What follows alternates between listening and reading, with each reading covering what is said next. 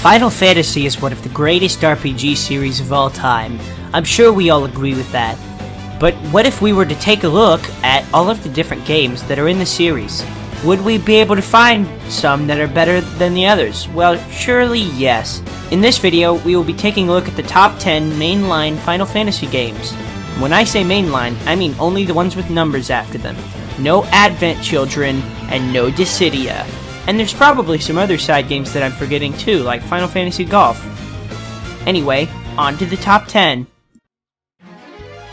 Final Fantasy III is a game that struggles to find its footing and doesn't really understand its own identity. Is it a JRPG? Is it a choose-your-own-adventure game? Is it something in between? The answers to these questions will never come. In short bursts, the game can be a lot of fun, but in longer bursts it drags on and makes the player wish that they were playing something else. That being said, I've played worse Final Fantasy games, so this one gets to sit at number 10. Final Fantasy XI is renowned as being one of the worst MMORPGs of all time, but is it as bad as people say? Yes, it is. You play as a horrible little cam model and you take pictures of yourself all the time. Occasionally you are given a fetch quest and you can go and kill a monster or something, get a little bit of gil, and go back to town and take more pictures of yourself. Honestly, it could have been a good game if they had just made it better. The video game that started it all. Final Fantasy I for the Nintendo Entertainment System, or as it was known in Japan, the Nintendo Entertainment Family Computer. This game is the epitome of a JRPG. You grind, you kill enemies, you report to a king, you find orbs, you save the world. What more could anyone ask for from a video game? Certainly not anything more than what Final Fantasy I for the Nintendo Entertainment System has to offer. A little known fact, Final Fantasy is called Final Fantasy because it was the Final Fantasy game Square ever wanted to make. They hated making fantasy games, but after the success of Final Fantasy, they begrudgingly accepted the fact that they would have to make them forever. This is why eventually in the series, starting with Final Fantasy VII, the games were sci-fi for some reason. Many of the more recent Final Fantasy games have used full-sized people that look like anime characters to represent the players of the game. However, in Final Fantasy XV, they have gone, quote-unquote, back to basics, and now use character models that look like little chibis from some kind of anime. So they're still anime characters, but this time they're a little different. Is it good? Is it bad? Personally, I do like the look of the full-sized people from previous games, such as Final Fantasy XIII.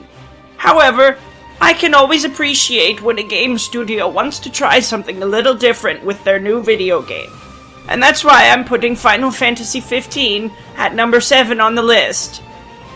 It's a good game, it just looks funny, and you can't judge a book by its cover. Final Fantasy IX was very exciting for a lot of people, including myself, because we were worried that the series was going to be exclusively sci-fi from now on, but 9 showed us that they would return to high fantasy at some points.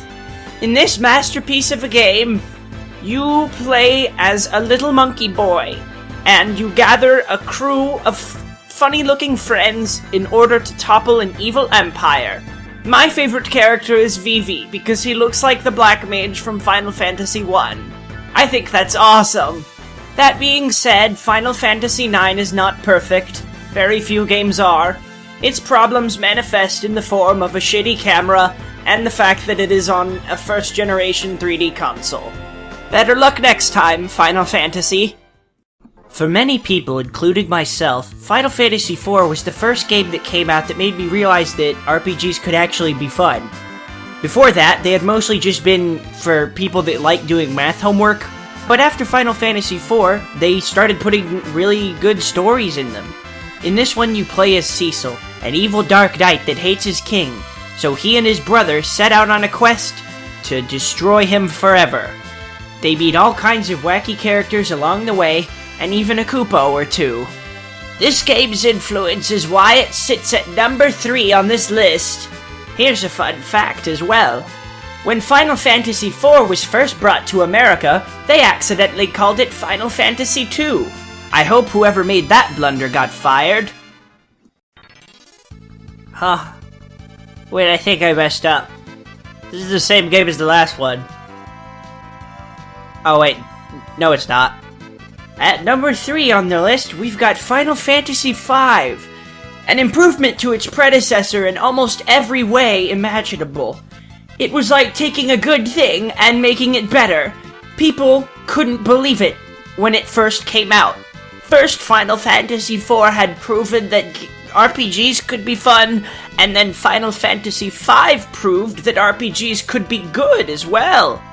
Minds were blown. And because of that, it has to be at number 3 on our list right here. I'm sure a lot of you saw this one coming. At the number 2 spot, it's Final Fantasy VI, the greatest Super Nintendo RPG of all time. Except for maybe Chrono Trigger, am I right, guys? Final Fantasy VI did what no other JRPG had ever done before. They wrote characters that people would actually care about for the first time. There were robots, and snow, and all kinds of beautiful songs. And for that reason alone, it deserves to be number 2. Final Fantasy VI truly is the greatest game of all time. Final Fantasy VII is absolutely perfect in every single regard. Cloud Strife is the main character, and he's got cool hair and a big giant sword that he calls his Buster Boy. His mission is to stop Sephiroth, a weird angel, from activating Genova and destroying the entire world. Which is now sci-fi, by the way. Much to my chagrin, but it doesn't even matter because of how good this game is. It literally does not get better than this. There has never been a better RPG than Final Fantasy VII, and there never will be. It is the RPG by which all others are to be measured, and it is a cinematic wonder. All in all, it is impossible to not recommend Final Fantasy VII to anyone who is even vaguely interested in RPGs or even video games as a whole. When Aerith ate shit, I cried so hard that I thought I might throw up. And when Tifa Lockhart showed off her big old breasts, I got my first Woody at the age of 13. Thanks for watching. See you next time, and welcome to So to Speak.